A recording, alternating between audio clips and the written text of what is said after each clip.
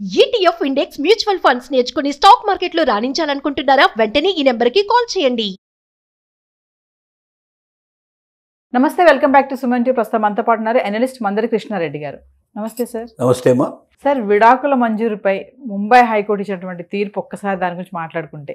Mumbai high court ఈ మధ్య ఒక సంచలనాత్మకమైనటువంటి తీర్పు ఒకటి ఇచ్చింది. భార్య భర్తతో శృంగారానికి సిద్ధపడకపోయినట్టయితే భర్త విడాకులు తీసుకోవడానికి పూర్తి హక్కు కలిగి ఉన్నాడు అని దీని భావన. పూణేలో ఉండేటువంటి దంపతులు, వారి మధ్య గొడవలు ఎక్కువ తరచుగా జరుగుతూ ఉండేవి. ముఖ్యంగా భర్త సంబంధించిన సోదరి దివ్యాంగురాలు కావడం, ఆవిడ భర్తని అవమానించేందుకు ప్రయత్నం చేయడం, అత్తమామల వైపులో అటువైపు కూడా ఆవిడ సరిగా ఉండకపోవడం, ఇంట్లో అన్ని ఎప్పుడు కూడా అందరితో కూడా ఘర్షణ పట్టడం, భర్తని తోలనాటం, ఇతరులతో సంబంధాలు అంటకట్టడం, భర్తతో తను కాపురం చేయడానికి సిద్ధపడకపోవడం, శృంగారంలో పాల్గొనడానికి విముఖత వ్యక్తం చేయటం, ఇలాంటి కారణాలన్నీ చూపించుకుంటూ పూణే ఫ్యామిలీ కోర్టు లోపల భర్త ఆయన వాద్యం వేశాడు. అక్కడికి పిటిషన్ పెట్టాడు. ఆ కంప్లైంట్ ఇవ్వడం వల్ల ఫ్యామిలీ కోర్టు ఇద్దరిని పిలిచి వాళ్ళిద్దరిని ఏకం చేసేందుకు ప్రయత్నం చేసింది.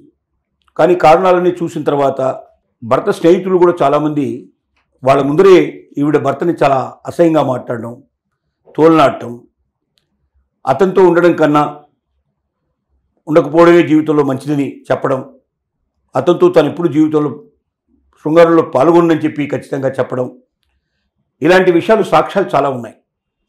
ఈ సాక్ష్యాలన్నీ ఆధారంగా పూణే ఫ్యామిలీ కోర్టు విడాకులు మంజూరు చేయడానికి సిద్ధపడింది. విడాకులు మంజూరు చేసింది. దాంతో ఆ అమ్మాయి ఏం చేసిందంటే, బాంబే కోర్టు లోపల తనకు నెలకు ₹1,00,000 భరణం ఇవ్వాలని,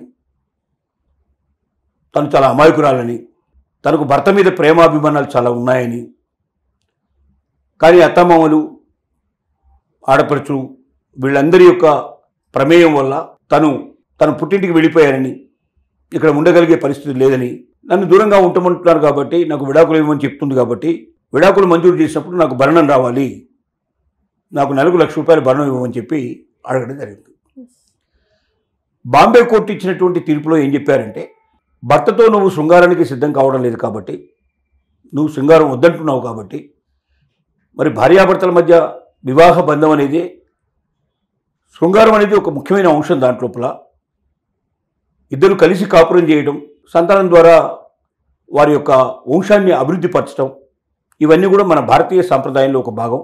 కాబట్టి నువ్వు సంసారమే చేయడానికి సిద్ధపడమైనప్పుడు, నువ్వు శృంగారానికి సిద్ధపడకపోయినప్పుడు పిల్లలు పుట్టే అవకాశం కూడా లేదు కాబట్టి, ఆ వంశాభివృద్ధి అయ్యే అవకాశాలు కూడా లేదు కాబట్టి, అది చట్ట ప్రకారంగా ఏ స్త్రీ అయితే భర్తతో శృంగారానికి సంసిద్ధత వ్యక్తం చేయదో అలాంటి స్త్రీకి విడాకులు ఇవ్వడానికి భర్తకు పూర్తి అధికారం ఉంది, ఏ భరణము చెల్లించాల్సిన అవసరం లేదు అంటూ బాంబే హైకోర్టు తీర్పునిచ్చింది.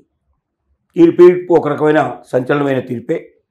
గతంలో ఢిల్లీ నుంచి ఒక కోర్టులో ఒక తీర్పు ఏమొచ్చిందంటే, భార్య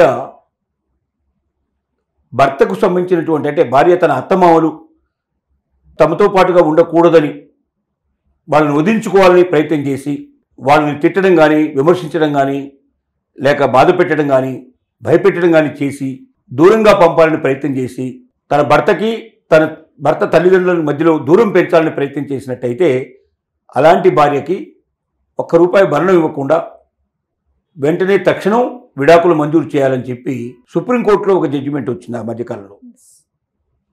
అంటే ఇవన్నీ కూడా సంచలనాత్మకమైన తీర్పులు. అంటే భార్యాభర్తల మధ్య అనురాగం ఉండాలి, ప్రేమ ఉండాలి, అట్ ద సేమ్ టైం బాధ్యత కూడా మర్చిపోకూడదు. పెద్దవాళ్ళ పట్ల మనకు ఎప్పుడు అభిమానం ఉండాలి. ఇప్పుడు పెంచినటువంటి పెద్దవాళ్ళని కాదని వాళ్ళని దూరంగా పెట్టి మనం భార్యాభర్తలు మాత్రమే ఉండాలి, ఇంకెవరూ ఉండకూడదు అనేది కూడా కరెక్ట్ కాదు. ఇప్పుడు అదే తగ్గలో రేపు పొద్దున నీ తల్లిదండ్రుల దగ్గర కూడా, అంటే అమ్మాయికి సంబంధించిన తల్లిదండ్రుల దగ్గర కూడా వాళ్ళకి సంబంధించినటువంటి అన్నలో తమ్ముళ్ళు ఎవరో వివాహం చేసుకుని అక్కడ కూడా వచ్చేవాళ్ళు ఆ అమ్మా నాన్న కూడా అక్కడ ఉండడానికి వీలేదని పంపిస్తే వాళ్ళు ఎక్కడికి వెళ్ళాలి? అంటే తన పరిస్థితి, తన తల్లిదండ్రుల గురించి కూడా ఒకసారి ఆలోచిస్తే తప్పనిసరిగా మార్పు అనేది వస్తుంది. కానీ ఈ రోజుల్లో చదువుకున్న అమ్మాయిలు చాలామంది, ఇప్పుడు అమ్మాయిలు అయితే మొట్టమొదటి కండిషన్ పెడుతున్నారట, మీకు అత్తామామలు ఉన్నారా, ఆడపడుచులు ఉన్నారా, అలాంటి కొంతమంది మాకు వద్దు అని కొంతమంది చెప్తూ ఉంటే ఉన్నా కూడా వాళ్ళని ఎట్టి పరిస్థితిలో ఇక్కడికి రానివ్వడానికి వీల్లేదు. ఒకళ్ళు వచ్చినా ఏదో చుట్టపుగా వచ్చినా ఒక్క పూట ఉండి వెళ్ళిపోవాలి తప్ప అంతకన్నా ఎక్కువగా వాళ్ళు ఇక్కడ ఉండటం కానీ, బాధ పెట్టడం కానీ, డిమాండ్లు చేయడం కానీ, అధికారం చెలాయించడం కానీ ఇట్లాంటివి చేయడానికి వీల్లేదు. నా అనుమతి లేకుండా ఎప్పుడు నా భర్త తల్లి దగ్గరికి కానీ తండ్రి దగ్గరికి కానీ వెళ్ళడానికి వీల్లేదు. ఇలాంటి కండిషన్స్ అన్ని ఒప్పుకుంటే తప్ప నేను పెళ్లి చేసుకునే అవకాశం లేదు అని చెప్పి అమ్మాయిలు తెగేసి చెప్తున్నట్టుగా తెలుస్తోంది. ఇదే కాకుండా అంటే భర్తకి వేరే అమ్మాయితో సంబంధం ఉంది అని చెప్పేసి హెరాస్ చేసినా కూడా ఇది కూడా క్రూరత్వంతో సమానమని కూడా చెప్పిందంట కోర్టు. అదేంటి సార్? అంటే వేరే వాళ్ళతో సంబంధం నిజంగా ఉండి, అంటే సంబంధం లేకుండా ఎప్పుడైనా సరే క్రూరత్వం ప్రదర్శిస్తే, లేకుండా అనుమానించడం, అనుమాన రోగంతో నీకు వాడితో సంబంధాలు ఉన్నాయి, వీళ్ళతో సంబంధాలు ఉన్నాయని ఎప్పుడు వాడిని పోరుపెట్టి శృంగారానికి దూరంగా ఉంచి ఆ మనిషి అంటేనే అసహించుకునేటువంటి భార్యతో భర్త కాపురం చేయడం కష్టం కదా. అలాగే భార్యను కూడా ఆ రకంగా అనుమానిస్తూ రోజు నీకు ఇంక వాడితో సంబంధం ఉంది, వీడితో సంబంధం ఉంది అంటూ ఆ రకంగా ఆ భార్యతో దూరంగా పెట్టేటువంటి భర్తను కూడా అదే రకమైన పరిస్థితి అని చెప్పుకోవాలి. భార్య అయినా భర్త అయినా ఒక నమ్మకం, విశ్వాసంతో కాపురాన్ని ముందుకు తీసుకెళ్ళాలి తప్ప అనుమానంతో కాదు. అనుమానం అనేది ఎప్పుడైతే బయలుదేరుతుందో వాళ్ళ మధ్య అనురాగం అనేది ఉండదు. అనుమానానికి తావు వచ్చిన దగ్గర అనురాగం ఉండదు. అనురాగం లేని దగ్గర శారీరక సంబంధాలు కూడా తెగిపోయే అవకాశాలు ఉంటాయి. అంటే టోటల్గా కుటుంబమే నాశనం అయ్యే అవకాశాలు ఉంటాయి. కాబట్టి ఎంతసేపు ఏమిటంటే ఇప్పుడు వెస్ట్రన్ కంట్రీస్లో మనం నేర్చుకోవాల్సింది, వాళ్ళు ఎక్కువ పెళ్లిళ్ళు చేసుకున్నా, ఎక్కువ రోజులు కలిసి ఉండడానికి సిద్ధపడకపోయినా ఉన్నన్ని రోజులు మాత్రం నమ్మకంగా నిజాయితీగా ఉంటారు. 100% నిజాయితీగా ఉంటారు. ఏ క్షణమైతే తమకు వీళ్ళ మీద ఇష్టం పోయి వేరే వాళ్ళ మీద ఇష్టం ప్రారంభం కాగానే వెంటనే వాళ్ళు మాకు ఇష్టం లేదు, ఇంట్రెస్ట్ లేదు, ఇదిగో ఈ ఉంగరం తీసి అక్కడ పెట్టేసి నీకు నాకు సంబంధం ఈ రోజు నుంచి లేదు అని చెప్పి తప్పుకుంటారు. అక్కడ విడాకుల వ్యవస్థ కూడా చాలా సులభంగా దొరుకుతుంది.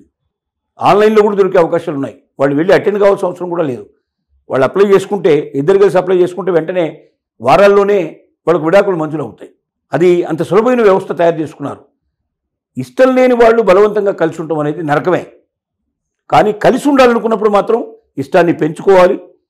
తమ పిల్లల కోసమైనా కుటుంబం కోసమైనా తప్పనిసరిగా కలిసి ఉండడానికి ప్రయత్నం చేయడం అనేది అవసరం. మన భారతీయ వ్యవస్థలో ఆ కుటుంబం అనేది చాలా ముఖ్యమైనది. వ్యక్తుల కన్నా కుటుంబం గొప్పది. కుటుంబం కోసం వ్యక్తులు అవసరమైతే తమ యొక్క ఆలోచనలు మార్చుకోవడం కానీ, తమ కోరికలు తగ్గించుకోవడం కానీ చేయడానికి కూడా తప్పేమీ కాదని మన చట్టాలు మనకు ఘోషిస్తున్నాయి. Thank you.